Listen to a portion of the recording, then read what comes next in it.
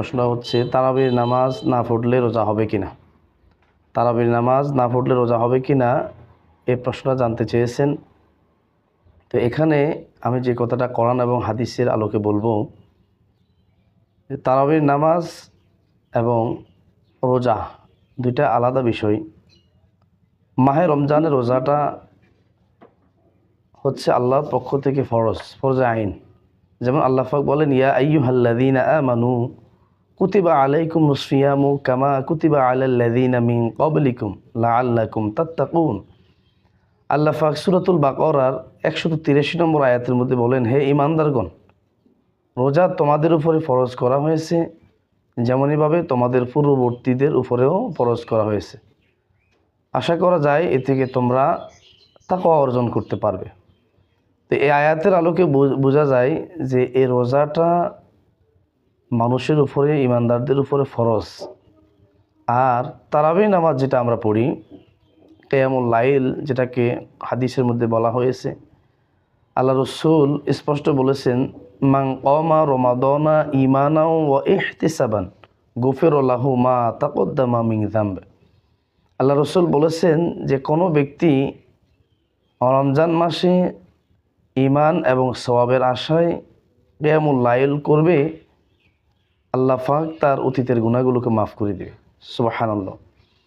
তো এই কোরআন আয়াত এবং রাসূলের এই হাদিসের আলোকে স্পষ্ট প্রতীয়মান হয় যে রোজা ফরজে আইন, এটা আল্লাহ পাক ফরজ করেছেন ঈমানদারদের উপরে। আর কিয়ামুল লাইল যেটা তারাবির নামাজ আমরা পড়ে থাকি, এই তারাবির নামাজ হচ্ছে সুন্নতে মুআক্কাদা। কেউ যদি তারাবির নামাজ পড়তে না পারেন তাহলে তার রোজার কোনো সমস্যা হবে না।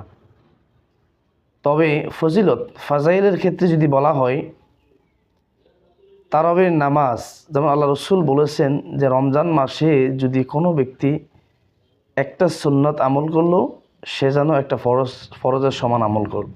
রমজান মাসে যদি কোনো ব্যক্তি একটা নফল আমল করলো, সে যেন একটা সুন্নতের আমল করলো। তো এই ধারাবাহিকতায় বোঝা যায় যে আমরা যে তারাবির নামাজ পড়ে থাকি এটার ফজিলত অনেক বেশি। আমরা 20 রাকাত তারাবির নামাজ পড়ে থাকি, তো সেখানে 20 রাকাত সুন্নত তারাবির নামাজ আমরা পড়ি। এই রাসূলের সুন্নাহর আলোকে বোঝা যায় এটা 20 রাকাত সুন্নাহ নয়, এটা 20 রাকাত আমরা ফরজ ইবাদত করতেছি। তো এক রাকাত যদি 70 রাকাতের সমান হয়ে থাকে, তাহলে 20 রাকাত তারাবির নামাজ পড়লে আমরা 1400 রাকাত ফরজ নামাজের সওয়াব পেয়ে যাব আলহামদুলিল্লাহ। তো সম্মানিত দর্শক শ্রোতা, আশা করি আপনারা প্রশ্ন পেয়েছেন যে তারাবির নামাজ না পড়লেও রোজা হবে।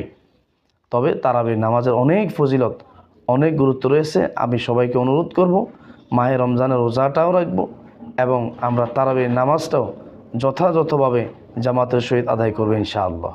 তো এই বলে আমি সকলকে ধন্যবাদ জানাচ্ছি এবং কারো যদি কোনো প্রশ্ন জানা থাকে কমেন্টস বক্সে জানিয়ে দিবেন। আমরা ইনশাআল্লাহ পরবর্তী প্রশ্নের আলোকে আমরা ওটা পরবর্তী জবাব দিয়ে দেব।